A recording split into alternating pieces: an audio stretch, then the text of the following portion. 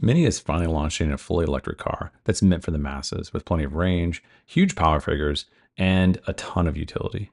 But how do these figures translate into the real world? And how can a 4,500 pound car feel like a Mini? We went to Portugal to speak to the people behind the car and to get behind the wheel. Here's what we found. Stepping into the new Countryman is vastly different than anything before it. New interior layout does away with a cluster and display behind the steering wheel. All the relevant content is actually in the circular display itself and the heads-up display, which is standard in the US. It reduces everything to its essentials. And the new interior is much, much different and really much more relaxing because of it. Then there's the size. Like the new JCW Countryman we just test drove, the SE is built on the new larger platform. It's codenamed the U25, which has allowed it to grow in every dimension. While the increase isn't as big as the previous generation Countryman over the first gen, it's still noticeable. And that's evident in the interior immediately. The driver and front passenger have almost 3 centimeters additional width at the shoulder, and the rear passengers have 2.5 centimeters of extra width, thanks to the wider track and better use of the space in general. But the real change is the moment you twist the key, which is not really a key, but it feels like one. The new electric Countryman SE, of course, is engineless in the classic sense. So it registers that action with a subtle hum and kind of a visual welcome. From there, your hand intuitively moves to the new gear toggle and head out. And that's, while sounds strange and it's different than we've seen before, it's actually super intuitive.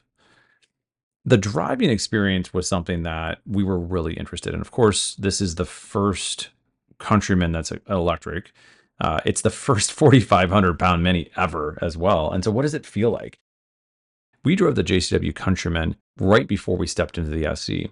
And we made the mistake of looking at the power and thinking there was going to be some similarities. And that's not true. I think first off, this is a Countryman, not a Countryman JCW. And so the suspension tuning, the steering, everything is really tuned to become the ultimate daily driver. And that's okay. In fact, I think it's fantastic because that's what this car is going to be bought for. And you can't hide the 886 extra pounds when you're pushing a car hard. And you're not going to do that with this car, of course, as much as the JCW. And so the suspension and the steering have been tuned differently to really kind of lean into that concept.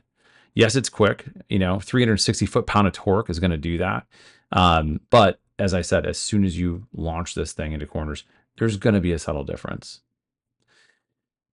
The benefit of all this is obvious. This is a great daily driver. It does not punish you. Instead, it really rewards you with the right amount of performance for almost any scenario. And it is incredibly comfortable. And I know that sounds like the antithesis of what many should be, but this is a car that you do not get tired of driving.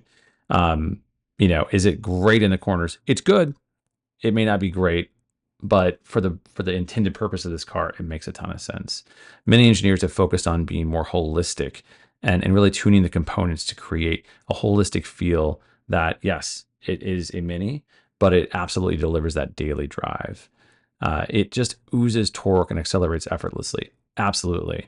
But the combination all makes the Countryman SE likely the best daily driver from Mini we've ever tested. Part of this also is the way Mini has created sound effects in this car. We have a lot more in the written review, but it's needless to say, this is a car that at times, if you wanted to, feels like a video game when you're driving it, which is fun. We actually enjoyed it and we were shocked. It's not something that typically I personally like a lot of. I like real authentic sound effects or sort of things coming from engines. Not the case here, but what they've created is truly interesting. But let's talk about how big this thing is, because let's be honest, it's big. Even if it hasn't grown as much as the previous generation over the first, it's still a big car. And what does that mean? So the length is 174.4 inches. That's up about 5 inches over the previous car. The height is up about 2. And of course, the weight is up dramatically, but that's because the battery pack. So what does this all give you? It gives you more leg room. It gives you more shoulder room like we talked about, and a lot more luggage space. In fact, this car actually has leading luggage space in the sub-compact luxury segment, which is wild when you think about it. This, of course, being a Mini. But The other big headliner here is the technology. There's a ton of it, from augmented reality navigation to a rotating, reversing camera, the OLED display, the circular OLED display, industry first.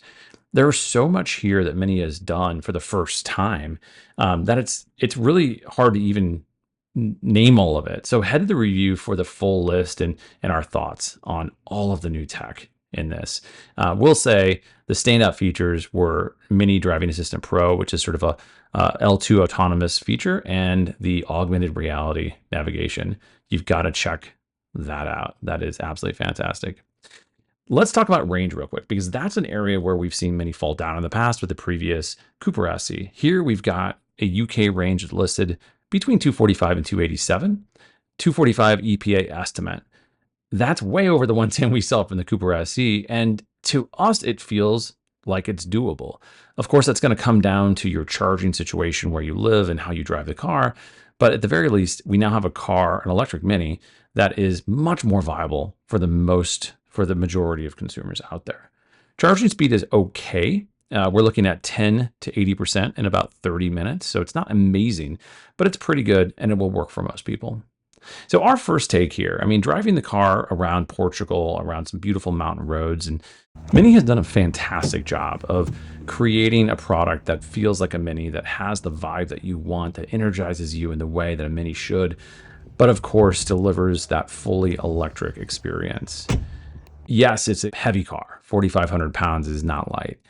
It's also $45,000 as a base price, a little over that in the US. It's relatively well equipped, but still, it's expensive. But what you get is a level of sophistication in the drivetrain and refinement in the technology and design that we haven't seen before from Mini. And in a lot of ways, I came away thinking this is probably the best daily driver Mini has ever created. So owning an electric car isn't for everyone, and of course, owning an electric Mini isn't for everyone. But with the new Countryman SE, range becomes much less of an issue, and it is full of utility, design, and even some hints of performance that I think a lot of people are looking for. So if you can make it work from the electrification standpoint, and of course, a charging network, this could be your dream Mini. Head over to MotoringFile.com for an even more in-depth review of the new Countryman SE, and check out our Countryman JCW review, as well as all the news on the new range of Minis. And let us know what you think by giving us a like, and follow us for much more videos to come.